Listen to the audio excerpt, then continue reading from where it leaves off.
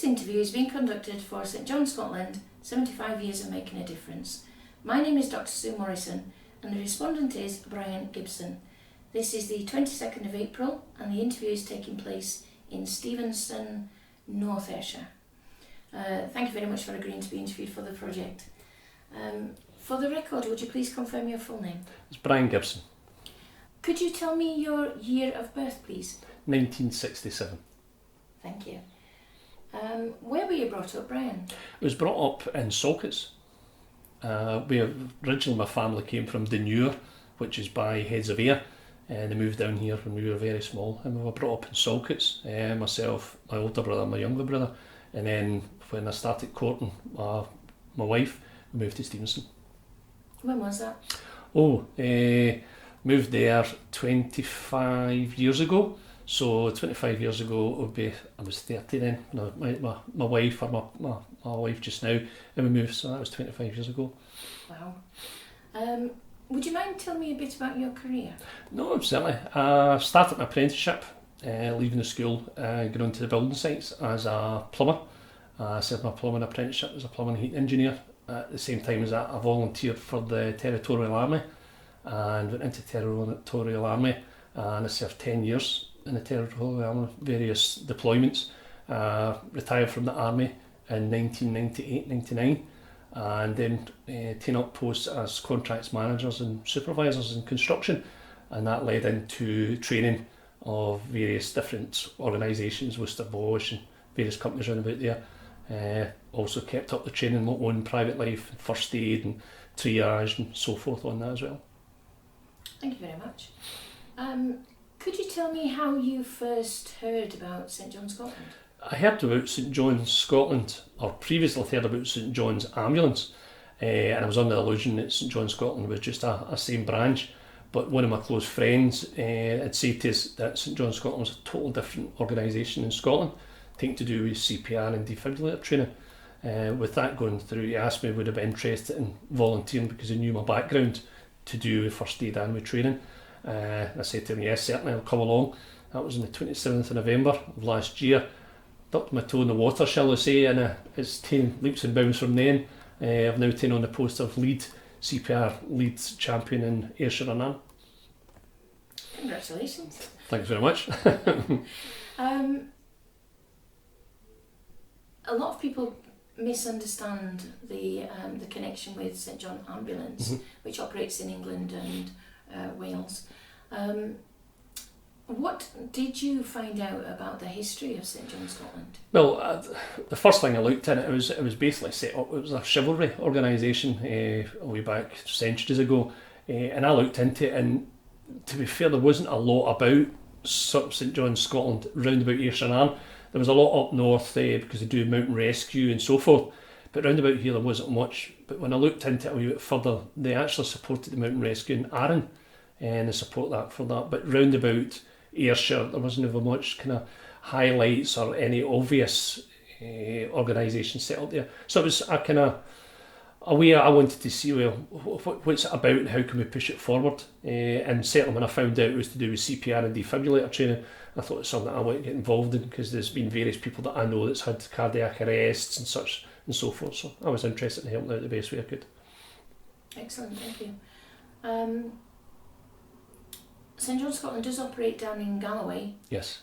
With the patient transport, which is one of their fairly new initiatives the last 20 some years. CPR training is much more modern. Could you tell me, could you just walk me through what your role involves? My role with St John Scotland Ayrshire and Ann is basically training volunteers to do CPR and defib. We call them champions, CPR and defib champions. My role is predominantly to train them up to a standard that they could go out and then train the public. Now, I'm more of a kind of hands-on kind of person, so I actually go along with them to every training session. I conduct the training and then I get them up to a standard that I'm happy that they can deliver that training. Now, whether that's done in private without the public being there, giving them practice on the defib and giving them practice on the mannequins, but predominantly I'm there to try and train them and give them the support and the help that they may need to build confidence so that they can deal with the general public and any questions that stands up then. How are volunteers recruited? We have sessions that say we're doing CPR and defib training. We open them up to the general public, so they come along, and if they're interested in volunteer, we get them to fill a form out, or they can go into the web page and they can put in a request that they would like to volunteer. Which then happens that information is passed to Jess, which is the local chair for Ayrshire. She'll contact them initially and then pass on my details, and then I'll contact them, make an arrangement to either come along to a session, or I'll go out and see them just to see what the kind of person they are, and if they're kind of want to get involved deeply in it, because it can take a bit of time to go round about, and you've got to be kind of confident to deal with questions that the general public will maybe ask you. So it's word of mouth, basically, that they hear about St John Scotland now. What kind of skills do the volunteers bring to the service? A lot of them is maybe parents, so they're bringing the motherly instinct, shall we say. So when we get volunteers to come on, they've all got this, maybe come with some preconception that it's just, it's a mannequin, it's this and that, but they actually bring their own twist to it. And as I say, a lot of them are parents themselves, so they've got the empathy to kind of help maybe people who's been in a situation, they've maybe lost a member of their family, or they've been in a situation they feel helpless and not able to do it. So everybody brings their own wee twist to it and their own personality. And basically my job is to try and nurture that and kind of get some kind of coherence between them all, that going forward it's promoting St John Scotland and Ayrshire. If someone came to you and said, I'm looking for a volunteering opportunity, why should I work with St John Scotland? What would you say to them? Well, it's a local organisation. It's in Scotland. It's solely a Scottish organisation. We've got branches, Ayrshire, there's Dumfries and Galloway, there's Nairn, there's Aberdeen. So it's they maybe meet their own people. So they're helping their own maybe families or their own personal members, or even their own organisations. So we get some people from local schools coming to us who want to train up the pupils, because they know their pupils have got fathers, mothers, brothers, sisters who potentially can maybe need some assistance. They've got the ability then to help them out. You've been doing some work in schools. Could you tell me about that, please? One of our volunteers was a young boy that volunteered to come and do CPR and defib training, and he came along to a couple of sessions. He was very good, and I seen the potential in him. And we kind of asked him would he be interested in talk to his school he was at. He's a sixth former, and he spoke to the deputy head, and the deputy head was really interested in it.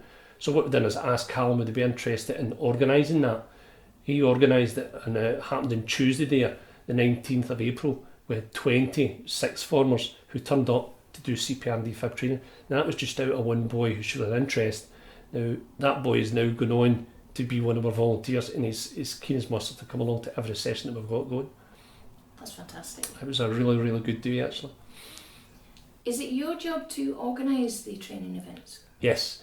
I take Jess, our chair, will get the initial phone call from either the headquarters who's seen a response from a general public via the web page or an email or something. They'll pass it on to the local area. Now Jess will then pass the details on to myself. If it's an organisation or a group, I'll make initial contact with them, ask them what it is they're interested in. Is it, some people get mixed up, they think it's a first aid, so we inform them it's CPR and defib. So I make the initial contact with them, find out what it is they're looking for, find out what the group is, what kind of numbers they're looking for, and then organise a date that suits them. We then help them with advertising, posters, so forth, and advertising the date that's going to be done, and then we go along and we promote St John Scotland. We deliver the CPR and the defib training, and we answer any questions that come up. Questions are coming more and more round about cardiac arrest, because there's a lot of kind of celebrities are kind of suffering from this, or have happened, maybe a member of the family, so it's getting kind of common now for people to ask questions about CPR and defib training. What kind of organisations come to you?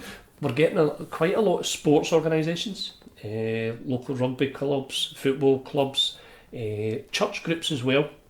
So we get a lot of kind of women's guilds coming to us, local community groups. We seem to be getting a lot of kind of the age group from 40 to maybe 60 are interested in CPR and defib training.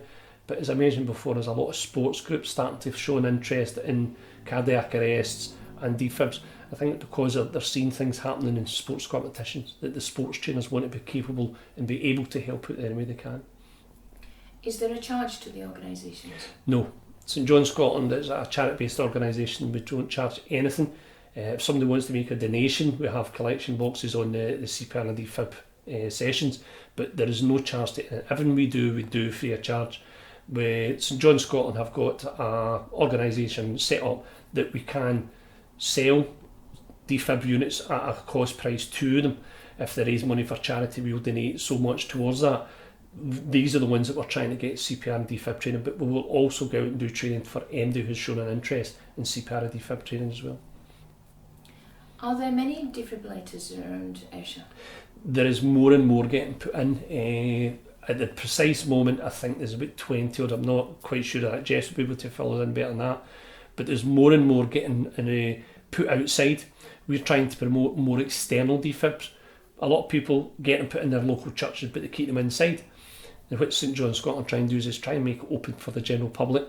So what we do is promote it to be fitted externally, and then it's registered with the Scottish Ambulance Service, that if anybody needs it, they phone up the ambulance service, they get the code for it, and they can gain access to it. So there's more and more communities chipping in, raising money, raising funds, and putting external defibrillators in, so anybody can use them.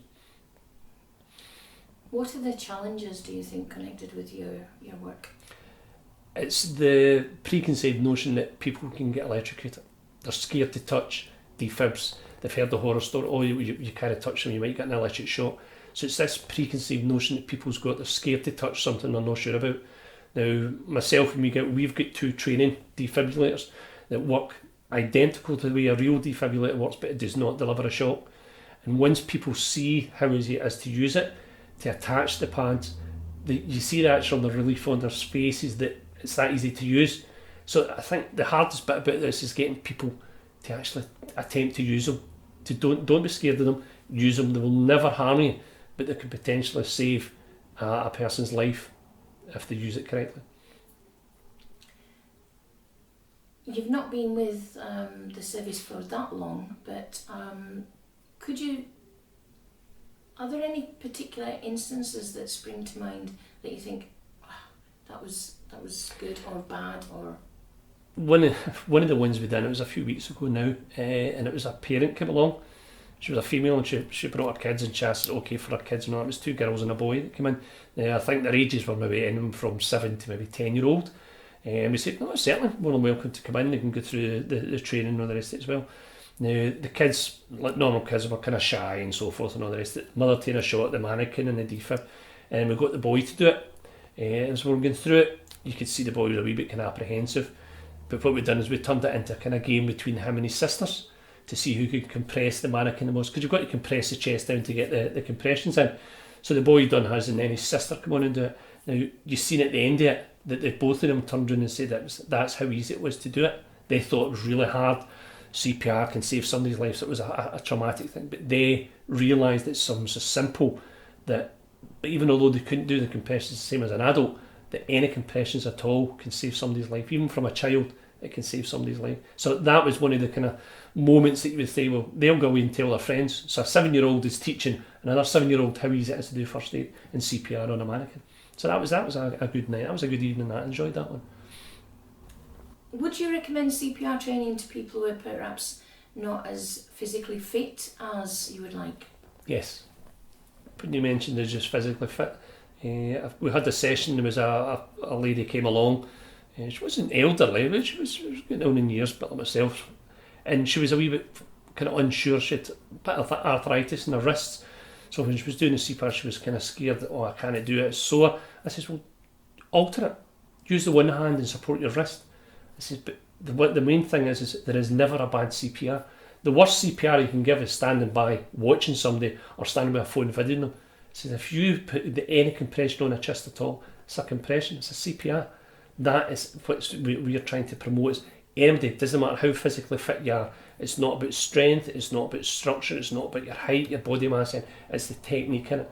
Now the slightest person who's maybe 4 foot can do the same CPR, saving lives, as somebody my height. I'm 6'4", I can do compressions the same as somebody at 4 foot. So physical fitness or abilities or disabilities doesn't come into supplying or delivering CPR or defibs. How do you hope St John Scotland will progress in Ayrshire? Just now with the team that's in place in Ayrshire and Nairn, I can see it going leaps and bounds. As I say, we've got now, we're up to 17 champions in Ayrshire. Just the other night I got another 3 names that I have to contact who's interested in doing volunteering. We've got a person who goes round about doing surveys to see if it's suitable to get in, talking to people, coming up with ideas of how we can put these into places. We've got the scheme going that we pay money towards defibrillators. We're doing kilt walks on Sunday to promote Ayrshire and Arn, let the public see we're here. We're doing local Highland Games and so forth and the rest. So we're raising the profile within Ayrshire, and I think within the last 4 or 5 months I can see the returns coming on it just with us doing the defib at local communities and local areas, talk to people and put it on Facebook and the webpage. So it's starting to promote the hard work that we're putting into it. We're getting dividends back already just in that short period of time. Do you think St John's Scotland is widely known? No, it's not widely known. That's the thing, is whenever you say St John's Scotland, people automatically think it's St John's Ambulance, or they see the St John's Ambulance at the football games, so they think it's the same. One and the same. It's not, it's different. But when people do ask the question, we say it's St John's Scotland, and they'll tell us, oh well, I remember seeing the Scotland badge. That's the difference. We're CPR, we're defibrillator for bystander training. St John's Ambulance is first aid. They're one and the same. Ultimately, the end goal is to save lives in Scotland. That's what we're ultimately trying to do. Ours is a slightly different organisation. St John's Scotland is to promote CPR and defib and mountain rescue. We also do parent transport as well, but it's predominantly bystander training for CPR and defib. But I can see it promoting itself with the more training sessions we do, the more that people are aware of it getting done and seen as out and about. I think it will be up to the same level as maybe St John's Scotland's eventually. Do you think a kind of local campaign or a national campaign would help with the profile?